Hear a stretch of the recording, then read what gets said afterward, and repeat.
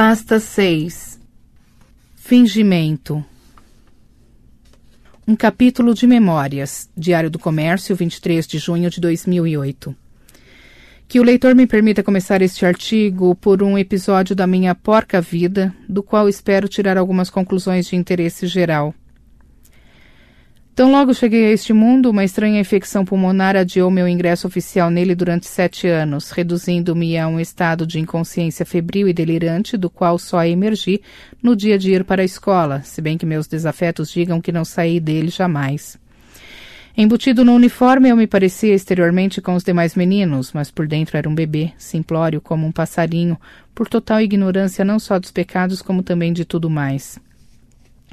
Sendo a escola uma instituição religiosa, os professores leram-me trechos do Evangelho que me comoviam até as lágrimas, mas daí, mediante uma lógica que me escapava, deduziam e me atribuíam a incumbência de confessar meus pecados, dos quais o único que me ocorria, na minha desesperadora pobreza de repertório, era o pecado original. Disfarçando como podia a minha radical incompreensão do estado de coisas, entrei na fila do confessionário esperando que, quando chegasse a minha vez, tudo se esclareceria. Mas foi então que veio o pior. De trás de uma cortina que o tornava semi-invisível, um padre não identificado me perguntou: "Você fez porcarias?" Eu não tinha a mais mínima ideia do que podiam ser as tais porcarias, mas fossem lá o que fossem, pareciam ser comuns a toda a humanidade, de modo que por mera precaução respondi sim. E já ia me sentindo muito aliviado pelo meu sucesso neste teste inicial quando o padre voltou à carga. "Com meninos ou com meninas?" Agora ele me pegou, pensei aterrorizado. Como poderia eu supor que aquele delito misterioso e incognoscível se praticava com ambos os sexos? Não querendo, porém, dar o braço a torcer, declarei peremptoriamente: "Com os dois." Feito isso, fui liberado para a parte leve do serviço, que consistiu em rezar 10 Pai Nossos e 10 Ave Marias, coisa que já fazia habitualmente sem ter de passar por aquele vexame preliminar. Alguns meses se passaram antes que recebesse alguma informação fidedigna quanto à natureza das porcarias. E mesmo depois de cientificado, ainda continuei duvidando que as pessoas fizessem mesmo aquelas coisas, as quais me pareciam sumamente despropositadas e tediosas. Tardiamente chegado a um universo repleto de estímulos e desafios, não podia conceber que alguém perdesse seu tempo fazendo porcarias, em vez de se dedicar a alguma atividade mais substantiva como jogar bolinha de gude, brincar de Roy Rogers ou ir à matinê ver os desenhos de Tom e Jerry. Mais tarde informaram-me que alguns meninos se dedicavam mesmo a um exercício denominado troca-troca, mas, como jamais visse algum deles se entregando a essa prática, permaneci incrédulo, só fingindo acreditar em tudo para não desagradar a ninguém e para não parecer ainda mais esquisito do que aquilo me parecia a mim. As porcarias, no fundo, se é que existiam mesmo, deviam ser coisa de gente grande, aquelas pessoas aborrecidas que só falavam de assuntos chatos: dívidas, doenças, arrumação de casa, políticos corruptos, juízes de futebol ladrões. E, para cúmulo, achavam normal comer brócolis em vez de sorvete. Que encanto pudesse haver nos seus afazeres porcaríferos era algo que me escapava por completo. Quando finalmente compreendi do que se tratava, admiti que podia até haver algum interesse na coisa, mas aí um outro fenômeno me chamou a atenção e este não era nem um pouco divertido. Meditando a experiência da minha primeira confissão, descobri o abismo imensurável e sem fundo que pode haver entre a realidade da nossa alma e as imagens padronizadas que somos chamados a personificar na sociedade, imagens pelas quais os outros nos reconhecem, que eles chamam pelo nosso nome e nas quais, pelo efeito da repetição, acabamos por acreditar, sufocando a memória da nossa experiência efetiva e substituindo-a por um arranjo cômodo de aparências que, por sua vez, se amoldam tão bem às necessidades da comunicação diária que acabamos por achar que são um verdadeiro eu. A essa altura, aquela parte que ficou para trás sem nome não desaparece de todo, mas, excluída do mundo da linguagem, torna-se o nosso depósito pessoal de fantasmas, de temores inconfessáveis, de vergonhas indizíveis, de sensações informes e incomunicáveis. Durante o meu período de doença, conheci mais dores e sofrimentos do que, em geral, os meninos da minha idade podiam sequer imaginar. Era todo um universo sombrio, opressivo, fechado, sobretudo incomunicável. Eu bem via o rosto angustiado de minha mãe, de meu pai, de meus tios, tentando puxar a minha dor para si próprios, mas conseguindo apenas olhá-la de fora, atônitos e inermes, e atormentar-se em vão. Todo mundo passa por experiência semelhante algum dia, seja por meio da doença, da pobreza, da loucura, do abandono, da prisão. Minha diferença é que conheci esse lado obscuro da vida antes de conhecer qualquer outra coisa. Quando emergi desse inferno, tudo em volta me parecia tão interessante, tão bonito, tão atraente, que a hipótese de alguém poder entediar-se a ponto de ter de buscar uma fonte extra de deleites me parecia simplesmente inverossímil. Eu não conhecia o sexo e, no meu deslumbramento com tudo mais, não imaginava que alguém pudesse precisar dele. Tudo o que depois li sobre sexualidade infantil me parece uma bobagem descomunal. Mas a estranha conjunção de uma experiência prematura do sofrimento humano com a ignorância radical de fatos elementares da fisiologia fez de mim uma incongruência viva, como Lao Tse, que nasceu velho e com o tempo foi se tornando um bebê. Claro, eu não era o único esquisitão do universo. Mais tarde descobri que cada ser humano tem por dentro algo de radicalmente diferente dos outros. Um recinto próprio que a linguagem mal consegue penetrar e que, embora constitua a sua existência mais íntima e pessoal, acabará sendo totalmente ignorado pelos que em torno imaginam conhecê-lo. Toda a riqueza e o interesse da convivência humana consiste em usar os estereótipos como meros bilhetes de ingresso nesse recinto, jogando-os fora tão logo entramos mais fundo na alma alheia. Mas como poderíamos fazer isso se tudo em volta nos convida a encarnar os estereótipos cada vez mais esforçadamente, com um arremedo de sinceridade cada vez mais perfeito, até acabarmos acreditando que eles são nós? As sociedades humanas podem ser comparadas e julgadas pelo seu sucesso ou fracasso em transmutar a linguagem comum em instrumento do encontro genuíno entre os seres humanos. E de tudo o que vi e vivi depois, concluí que a sociedade brasileira se destaca pelo total desinteresse em fazer isso, pela acomodação complacente a uma convivência feita só de estereótipos. Foi isso que o conde de Keyserlin, aquele observador arguto, notou ao dizer que enquanto nos outros países as pessoas só imitam aquilo que desejam tornar-se no futuro, os brasileiros se contentam com a imitação enquanto tal, esmerando-se nela a ponto de esquecer que é possível ser algo na realidade e acabando por acreditar que a única coisa a esperar da vida é o sucesso no fingimento. Não é à toa que a obra do maior dos nossos ficcionistas é uma galeria de fingidos, hipócritas e palhaços como jamais se viu no mundo. Em Machado de Assis, o único personagem sincero, o único que fala consigo mesmo e tenta compreender a si próprio e aos outros, o conselheiro Aires, acaba vivendo num prudente e recatado isolamento. Isso explica muita coisa da nossa política. No meu caso, justamente a confissão, que deveria ser o encontro mais íntimo da consciência interior com o observador onissapiente, acabou se transformando no desencontro completo entre a rotina de um confessor entediado e a confusão mental de um menino ignorante. O Papa João Paulo II acertou em cheio quando disse que os brasileiros são cristãos no sentimento, mas não na fé. Não existe fé sem vida interior, mas a vida interior começa pelo ingresso naquele recinto fechado, sombrio e pelo esforço de comunicar o incomunicável. O brasileiro acha isso angustiante demais e, buscando alívio numa familiaridade fácil, acaba por se transformar no seu próprio estereótipo. Cavalos Mortos, O Globo, 17 de fevereiro de 2001. Se é certo que romances, contos e peças de teatro registram algo da psicologia dos povos, nós, brasileiros, deveríamos atentar seriamente para o seguinte fato: nenhuma literatura no mundo é tão abundante de tipos insinceros e fingidos como a nossa.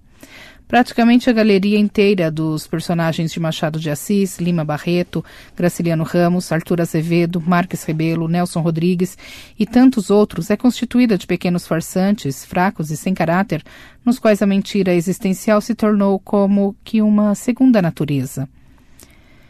Não se tratam de mentirosos conscientes, maquiavélicos, demoníacos. Não temos um Iago nem um Verkovensky Jr., o maligno revolucionário de Os Demônios de Dostoiévski. São antes personalidades de pés de barro erigidas em cima de uma falsa consciência, de um desvio do foco de atenção. Deslizam instintivamente para fora da realidade, como que por medo de se conhecer, de topar de repente com a imagem da sua própria miséria interior. Tímidas e esquivas, revestem-se incessantemente de máscaras verbais cujo comércio preenche 9/10 da sua vida de vigília.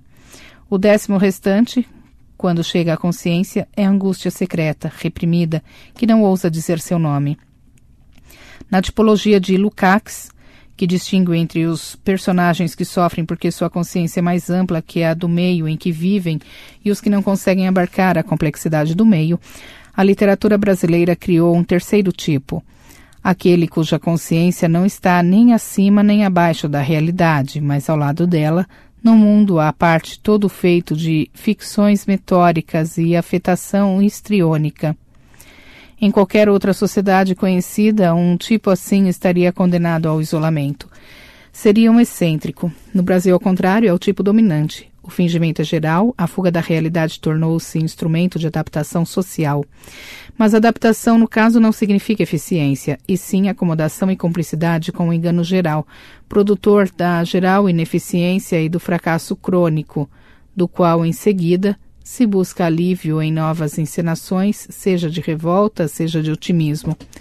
Na medida em que se amolda a sociedade brasileira, a alma se afasta da realidade, e vice-versa. Ter a cabeça no mundo da lua, dar às coisas sistematicamente nomes falsos, viver no estado de permanente desconexão entre as percepções e o pensamento, é o estado normal do brasileiro. O homem realista, sincero consigo próprio, direto e eficaz nas palavras e ações, é que se torna um tipo isolado, esquisito, alguém que se deve evitar a todo preço e a propósito do qual circulam cochichos à distância. Meu amigo Andrei Plechu, filósofo romeno, resumia: no Brasil ninguém tem a obrigação de ser normal. Se fosse só isso, estaria bem.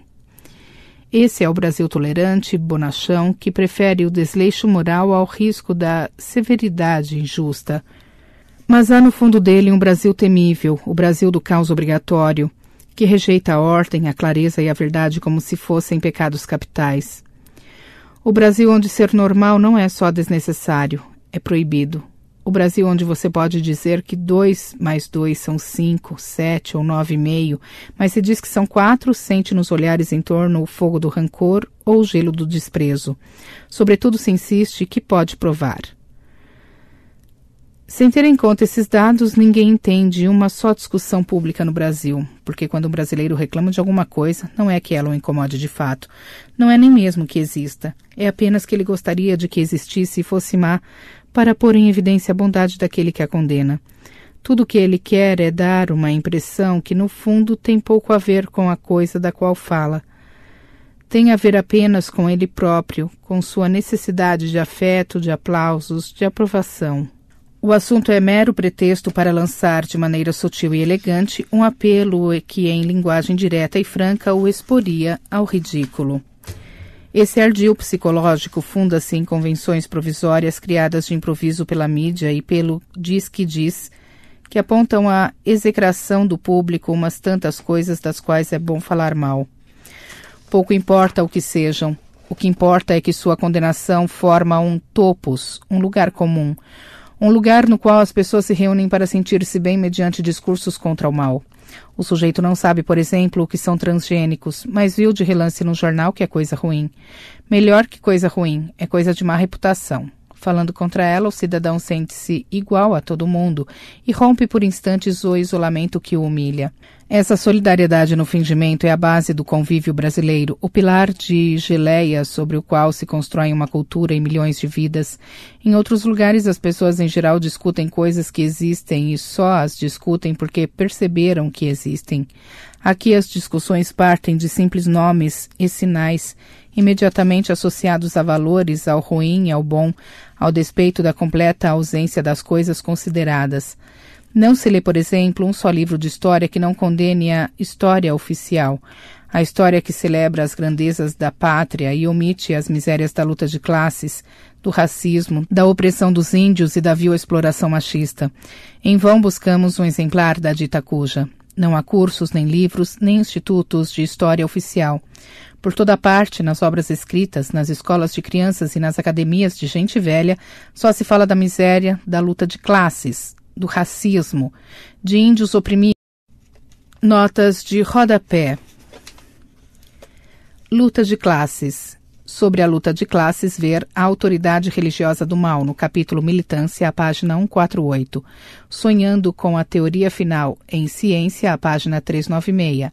A Vigarice Acadêmica em Ação, a página 299.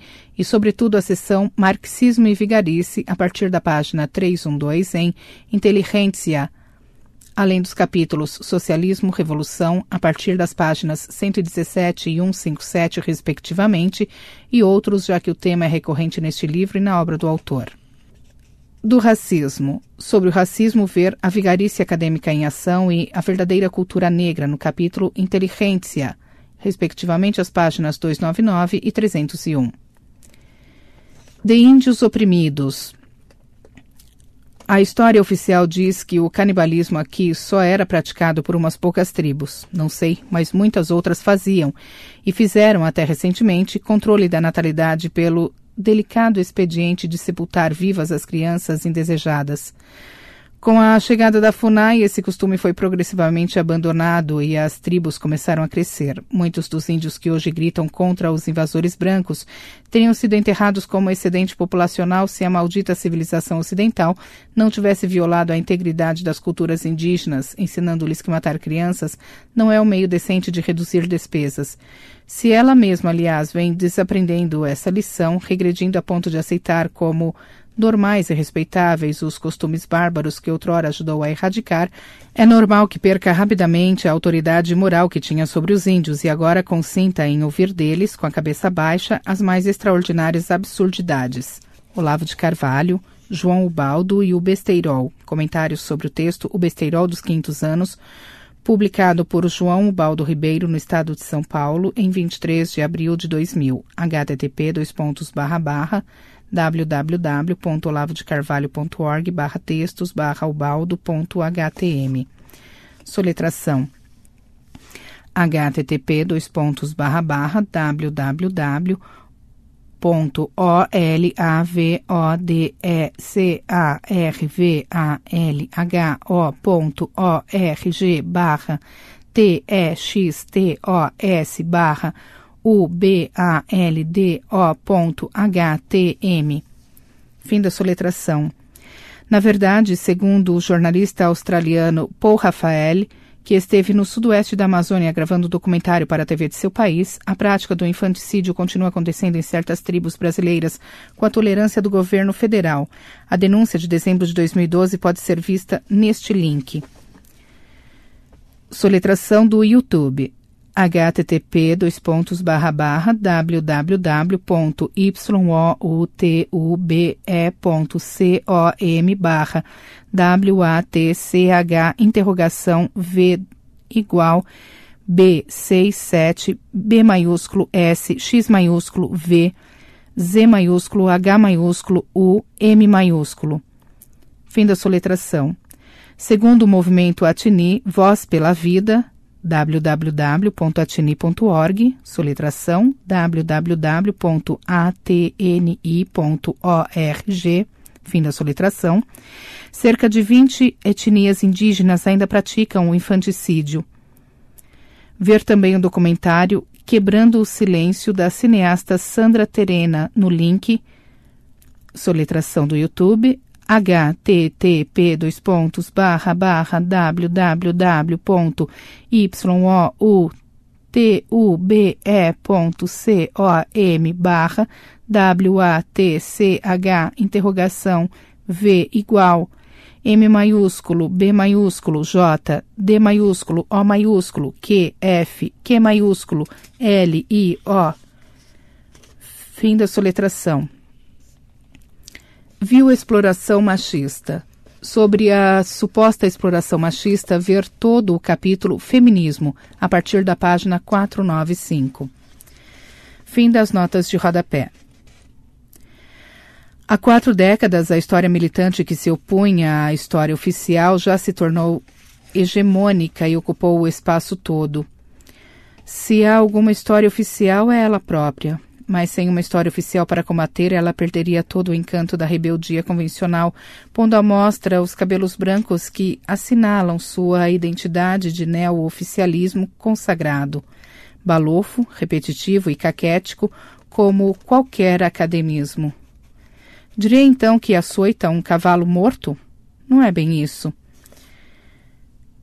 Ela própria é um cavalo morto que, para não admitir que está morto, escoiceia outro cavalo morto. Todo o debate brasileiro é uma troca de coices num cemitério de cavalos. Os histéricos no poder. Diário do Comércio, 12 de dezembro de 2012. Uma das experiências mais perturbadoras que tive na vida foi a de perceber, de novo e de novo ao longo dos anos, o quanto é impossível falar ao coração, à consciência profunda de indivíduos que trocaram sua personalidade genuína por um estereótipo grupal ou ideológico. Diga você o que disser, mostre-lhes mesmo as realidades mais óbvias e gritantes. Nada os toca. Só enxergam o que querem. Perderam a flexibilidade da inteligência. Trocaram-na por um sistema fixo de emoções repetitivas, acionadas por um reflexo insano de autodefesa grupal. No começo não é bem uma troca. O estereótipo é adotado como um revestimento, um sinal de identidade, uma senha que facilita a integração do sujeito num grupo social e, libertando-o do seu isolamento, faz com que se sinta até mais humano. Depois, a progressiva identificação com os valores e objetivos do grupo vai substituindo as percepções diretas e os sentimentos originários por uma imitação esquemática das condutas e trejeitos mentais do grupo, até que a individualidade concreta, com todo o seu mistério irredutível, desapareça sob a máscara da identidade coletiva. Essa transformação torna-se praticamente inevitável quando a unidade do grupo tem uma forte base emocional, como acontece em todos os movimentos fundados no sentimento de exclusão, discriminação e similares. Não me refiro, é claro, aos casos efetivos de perseguição política, racial ou religiosa. A simples reação a um estado de coisas objetivamente perigoso não implica nenhuma deformação da personalidade. Ao contrário, quanto mais exageradas e irrealistas são as queixas grupais, tanto mais facilmente fornecem ao militante um ersatz de identidade pessoal, precisamente porque não tem outra substância exceto a ênfase mesma do discurso que as veicula. A dessensibilização da consciência profunda corresponde, em contrapartida, uma hipersensibilização de superfície, uma suscetibilidade postiça, uma predisposição a sentir-se ofendido ou ameaçado por qualquer coisinha que se oponha à vontade do grupo. No curso desse processo, é inevitável que o amortecimento da consciência individual traga consigo o decréscimo da inteligência intuitiva. As capacidades intelectuais menores, puramente instrumentais, como raciocínio lógico verbal ou matemático, podem permanecer intactas, mas o núcleo vivo da inteligência, que é a capacidade de apreender num relance o sentido da experiência direta, sai completamente arruinado, às vezes para sempre. A partir daí, qualquer tentativa de apelar ao testemunho interior dessas pessoas está condenada ao fracasso. A experiência que tem das situações vividas tornou-se opaca, encoberta sob densas camadas de interpretações artificiais, cujo poder de expressar as paixões grupais serve como um sucedâneo hipnoticamente convincente da percepção direta. O indivíduo sente que está expressando a realidade direta quando seu discurso coincide com as emoções padronizadas do grupo, com os desejos, temores, preconceitos e ódios que constituem o ponto de intersecção, o lugar geométrico da unidade grupal. O mais cruel de tudo é que, como esse processo acompanha pari passu o processo do indivíduo no domínio da linguagem grupal, são justamente os mais lesados na sua inteligência intuitiva que acabam se destacando aos olhos de seus pares e se tornando os líderes do grupo. Um grau elevado de imbecilidade moral coincide aí com a perfeita representatividade que faz do indivíduo o porta-voz por excelência dos interesses do grupo e, na mesma medida, o reveste de uma aura de qualidades morais e intelectuais perfeitamente fictícias. Não conheço um só líder esquerdista, petista, gaysista, africanista ou feminista que não corresponda ponto por ponto a essa descrição, que corresponde, por sua vez, ao quadro clássico da histeria. O histérico não sente o que percebe, mas o que imagina.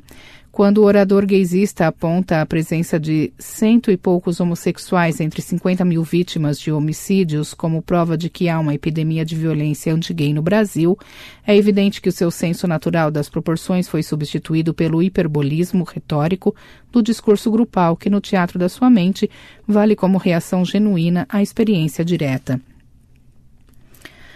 Quando a esposa americana, armada de instrumentos legais para destruir a vida do marido em 5 minutos, continua se queixando de discriminação da mulher, ela evidentemente não sente a sua situação real, mas o drama imaginário consagrado pelo discurso feminista. Nota de rodapé. Ver A Técnica da Opressão Sedutora, no capítulo Feminismo, à página 501. Fim da nota de rodapé. Quando o presidente mais mimado e blindado da nossa história, choraminga que levou mais chicotadas do que Jesus Cristo, literalmente não se enxerga. Enxerga um personagem de fantasia criado pela propaganda partidária e acredita que esse personagem é ele. Nota de rodapé.